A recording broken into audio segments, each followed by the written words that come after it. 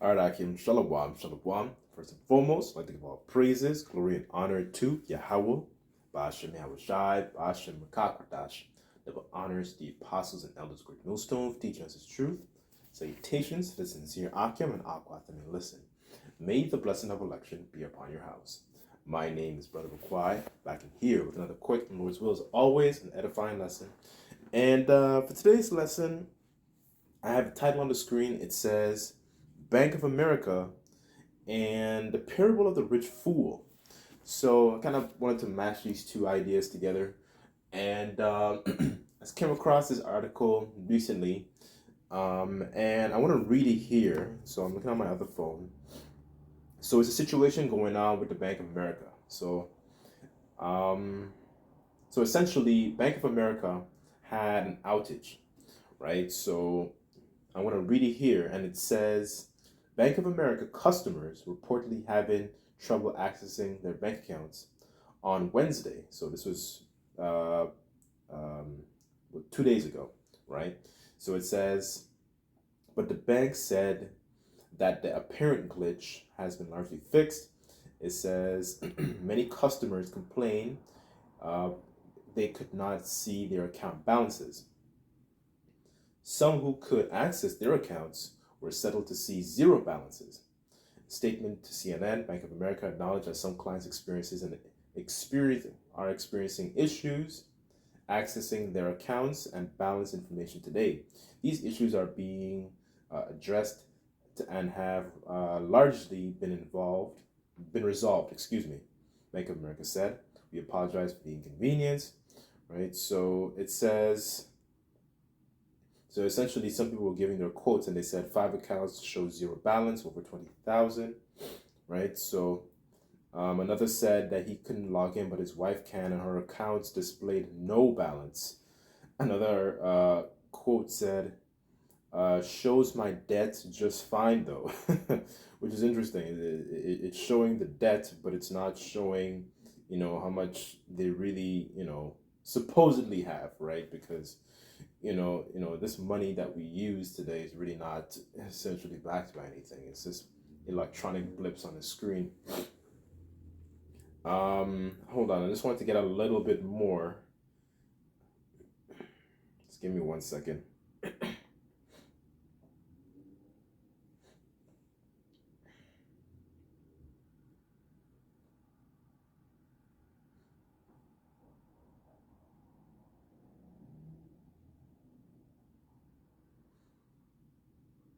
So it says here, according to Down Detector, the outage started just after noon Eastern Time yesterday, and Bank of America customers across the U.S.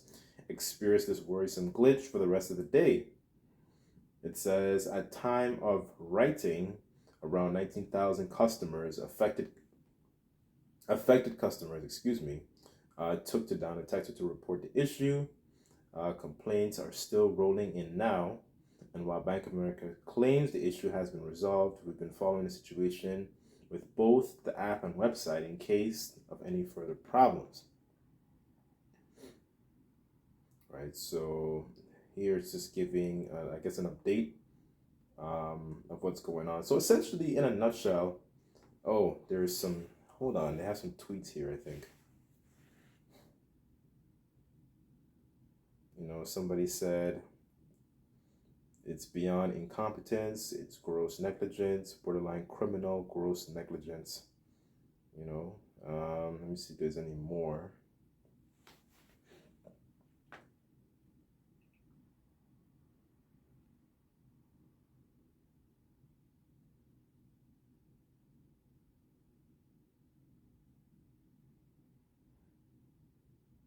Well, that's pretty much it. I kind of just reading this to. Oh, hold on, 1 second, 1 second. It says, whoa, look at this. Somebody said, yes, I do. I got paid yesterday, and my bank showing 499 negative balance. So, whether this glitch is, for real, or if this is just like like a test run, to see kind of like how people would react. It just goes to show the mindset of the people, in these times. Because, and it reminded me of this parable that I'm about to read, because people they spend, pretty much their entire life so completely invested in the society, right? And they have their own retirement plans. You need to make all these lofty plans for the future, especially the Israelites, and it doesn't. They don't actually work on themselves to actually build a relationship with Yahweh Shai. So first off, what I want to do, hold on, since I mentioned that, I just want to get a quick picture, excuse me, quick scripture in the book of James. So just bear with me on this, and then I'll jump off to the parable.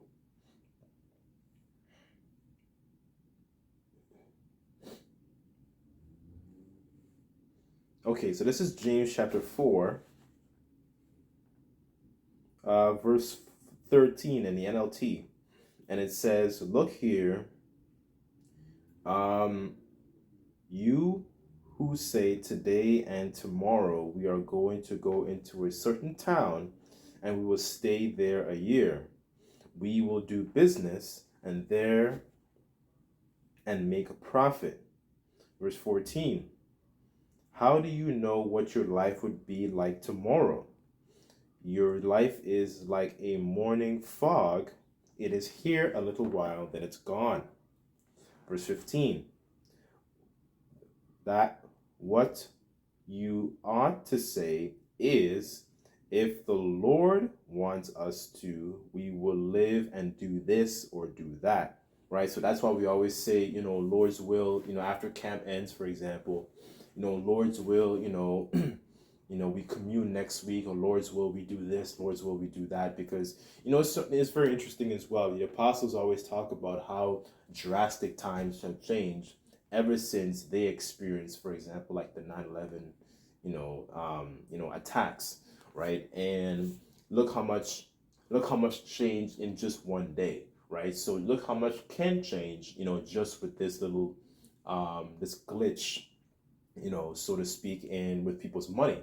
So you see the mentality of what people can do, but it shows the sentiment of pride that these people in this society have, because everything is so comfortable, everything is so at ease. They don't have to worry about, too many things.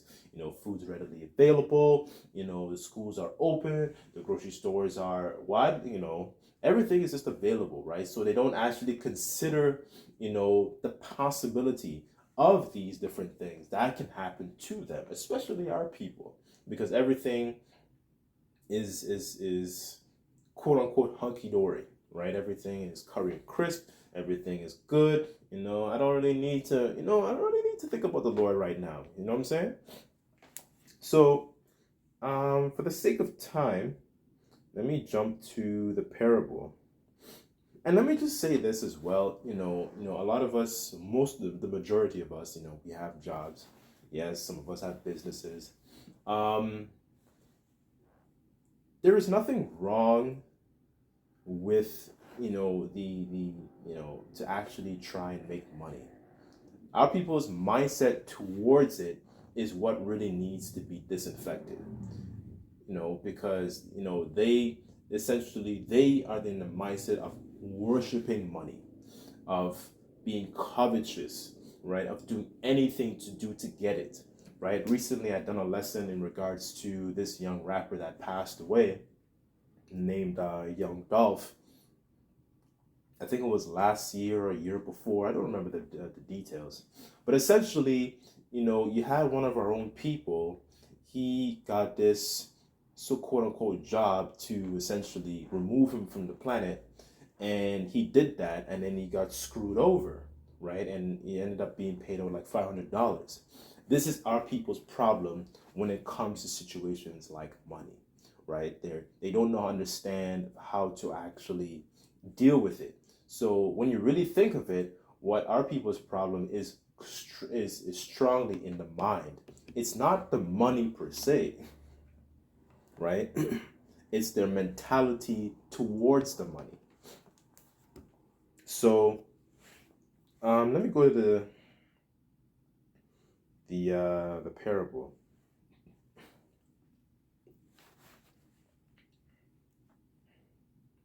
Okay, so this is Luke chapter 12.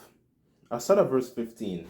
And he said unto them, Yahushua speaking, take heed and beware of covetousness, for a man's life consisteth not in the abundance of the things which he possesseth, right? And that's another mentality our people have as well. They think, their life is essentially defined by the things that they own.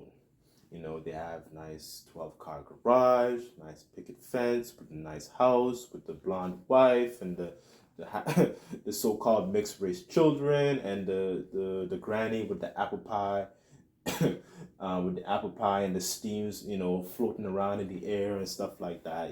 They think that is life, right? And the whole duty of man, according to the scriptures, is really to just serve the Lord and keep his commandments, right? That's the whole conclusion, right? It's not, all these different things. The Lord blesses you with, all, Thawada Yahweh Shai, we show gratitude, obviously, right? But, these things don't define our, essentially, our, our life, so to speak. Okay, so this is verse 16, and here's the parable. And he spake a parable unto them, saying, the ground of a certain man, of a certain rich man, brought forth plentifully. And he thought within himself, saying, what shall I do? Because I have no room where to bestow my fruits. And he said, this I will do. Right, so you see already, the pride. It says, I will pull down my barns, build greater, and I will bestow all my fruits and my goods. And I will say to my soul, soul, thou hast laid up goods, thou hast much goods laid up, for many years.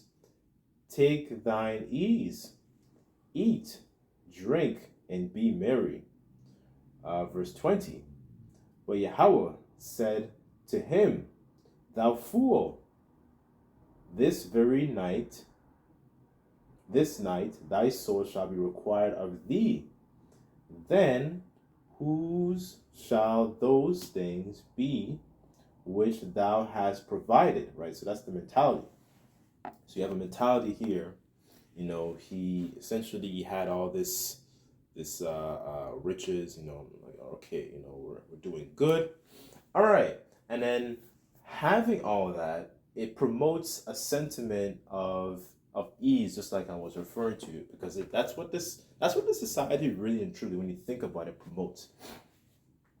The easy convenience. Everything is so widely and easily and readily available. And it promotes a sentiment of ease. And then when and then on top of that, when you have so much ease all the time, there is a forgetfulness of some of the things that you go through, right? So before I continue, let me just jump to the Apocrypha, because I have two precepts. Just bear with me.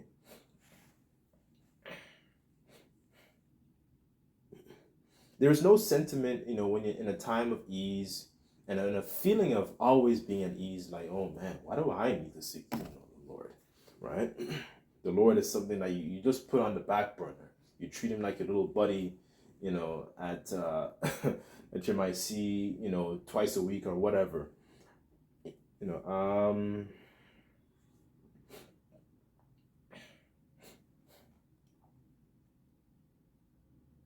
Okay, this is Sirach chapter 11, verse 25.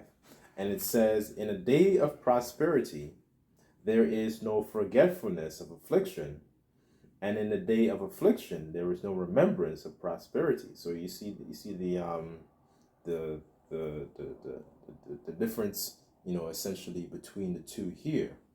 when things are going good, this fool here, because he forgot about, you don't remember the hardships, right? And then when you're going through the hardships, you don't remember the prosperity, right? So, that's what the scriptures, there are moments when, like Paul talks about this, knowing how to be abased and then knowing how to be abound, right? So it keeps you in the middle, right? You don't get too lofty upon yourselves when you're always doing good. But, there are times when the Lord blesses you and, you say, Thawada Yahweh Bashem Yahushai, like, if you wake up, you remember to say that, right? To be grateful for those little things, right? The next one I wanted to grab as well. Just one second.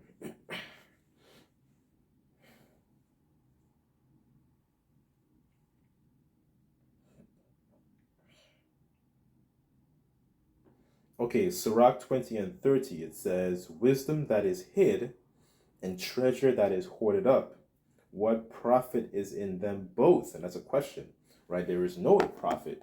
It doesn't profit anything to actually have the mindset of like the guy in the parable, there is no profit to actually have all this money just stacked up, in a barn, or have all these crops, per se, in this example, all stacked up in a barn, and he's not doing anything with it, right? This is meant to be used. This is meant to, you need people, you need some kind of flow and some kind of economical activity to actually to stimulate, an economy, right? You need resources. You need human resources, right? You need people to work for you. You need people to cultivate. You need people to sell. You need people to, brand it, and you need people to do these things. You need people to promote the product, whatever it is. But the point really is having it all stored up, having a bunch of money just stored up just like that in a bank account, like a lot of these people do. What is the point of that? It's meant to be used. The scriptures describe that money is a defense. It's supposed to help you to you use it in emergencies. You use it to pay your bills. You use it to maintain things that happen in your life and stuff like that. Like, that is the mentality, right? That is a healthy mentality, I should say, right? As opposed to an unhealthy mentality. You're just storing it up and, oh, I'm just gonna admire it, right? Like, look how many celebrities of our people, when you really think of it, pass away, and all that money, essentially, all those riches that they accumulated, is either acquired by the recording company that they might have worked for, all their masters and all that kind of stuff. Like, think about Michael Jackson's his like Neverland Ranch and all that. All that stuff, they don't take it with them. You can't take it with you, right? So what really is the whole purpose anyway? Right? So let's go back to the parable.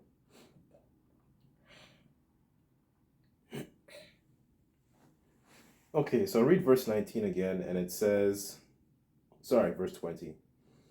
It says, but the Most High Yahweh said unto him, thou fool, this night thy soul shall be required of thee. Then who shall those things be which thou hast provided? So is he that layeth up treasure for himself, and not rich towards the Most High Yahweh Bashem Yahushai. I'll read it in the NLT actually. It says, yes, a person is a fool to store up earthly wealth, but have not have a rich relationship with Yahweh Bashem Yahushai. Right? So this is why he was considered a fool, because he valued a lot more time into building up a lot of this rich stuff, and then actually not having a rich relationship with Yahweh Bashem Yahushai, right? And then this is another thing as well. I will say this, because you can, even if you did have some substance, so to speak, you can still use it to actually help one another, like we use it, to help the brethren and so on and so forth, right? That's spiritual treasures as well, right? Because you remember how Yahweh Shai, later gave an example of, washing the brother, the disciples' feet, right? So using it to essentially kind of help another, right? And be a servant, right? That is the example he laid out. Excuse me. So what I want to do, I want to get another account, but before I do that, okay.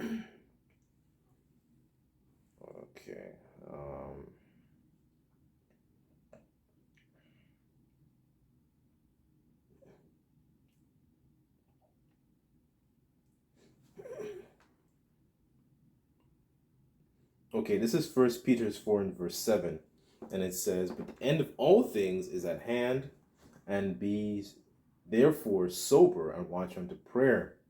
And above all things, have fervent charity amongst yourselves, for charity covereth a multitude of sins." This is what I'm referring to. And let me just say this, that okay, charity does not just have to be limited and have to, be reduced to just money. Like, yes, we're talking about money because this is the situation, going on, right? But yes, it can include money, but it doesn't just have to be limited to money. You can also be charitable, with other resources that you might have, that another, maybe another brother wants something, wants to use something that you have, and within, I guess in permission, that can be arranged as well. You can be charity, as in time, like a phone call or something like that. A brother might. I don't know. I'm just using that as an example, right? Giving somebody, your time. The scriptures say, do good to the godly man, right? And that's another thing too. That's where, like, when you go back in the story of David before he was king, because I was speaking about essentially the godly man, right? When you go back in his story, there was a moment in his walk where he encountered this guy named Nabal and his wife at the time, Abigail. And essentially, what his mindset was like, yo, who is this David? And David was in a moment where, okay, he's being persecuted, by and sought after by Saul, and he needed help, right? So this is where you can learn from the mistakes of our forefathers and be like, you know what? Nabal should have helped it, David, I don't want to do that, right? That's why the scriptures say that the things that are written aforetime are written for our learning, right? So we know what Nabal did, and that wasn't right, and the Lord, essentially judged him for it after the fact. And then we saw how Abigail operated, right? Because she apologized. She was very, very, pleasant, submissive, not submissive, but pleasant. Very, she was very just extremely humble. That's another thing too. She prayed for his success, and she even blessed him with the substance that he had. It was some cattle and some wine and some grapes, I think, as well, and other stuff like that. She really, really blessed him. Because David was going to mess him up. you know but the Lord had it in a way where she intervened, so David wouldn't do something carnal, essentially, right? So it was marvelous timing. But the point really is that he had the opportunity to do it, and he didn't take that opportunity, right? So going back to another lesson I did recently, it really just goes to show the Lord blesses us with different opportunities to exemplify different fruits of the Spirit, right? It might be something carnal on a physical level that you're doing, but there's a spiritual aspect behind that first. So always keep that in mind. I'm learning that myself with different traits of different fruits of the Spirit as well. Right? So, excuse me. And it says, For charity shall cover the multitude of sins, right? And we have a lot of sins to pay for. Um, verse 9, and use hospitality one to another without grudging, right? So, not having essentially some malice, giving and all that kind of stuff, right? Because what's the point in giving a gift when you have that, evil malice in your heart, right? Your sacrifice would just essentially be just corrupt, right? So just remembering these things, I know the scriptures talk about the earthly tabernacle pressed down the soul, but just remembering and going through our thoughts and just making sure that we don't have these, we rebuke those feelings, rebuke those moments, and essentially apply Yahushai, so to speak, right? There's another account I just wanted to grab, just to show the difference and discuss the difference in, stirring up not earthly treasures, spiritual treasures. Just bear with me on this.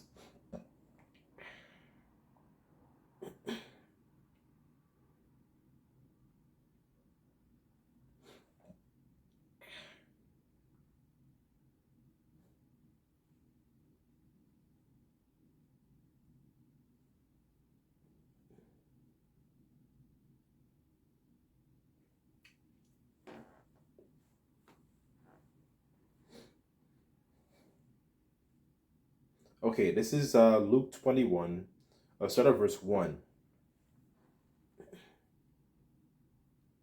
So in the KJV it says, and he looked up and saw a rich man casting their gifts into the treasury. And he saw also a certain poor widow casting in thither 2 mites. And he said, Yahushua speaking, of a truth I say to you, that this widow has cast in more in than they all. Verse 4, for all these have of their abundance in their cast in unto the offerings of the Most High Yahweh Bashem Yahushai. And it says, but she of her penury hath cast in all the living that she had. Excuse me, let me just get that word. Let me see what that word penury means.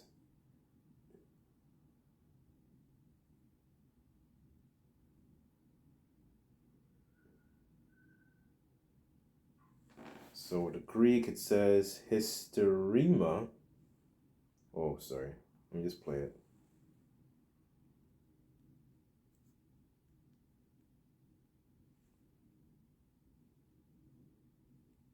Strong's G 5303. Hysterema. Hysterema, it says deficiency of which is lacking in reference to property, resources, poverty, want, destitution.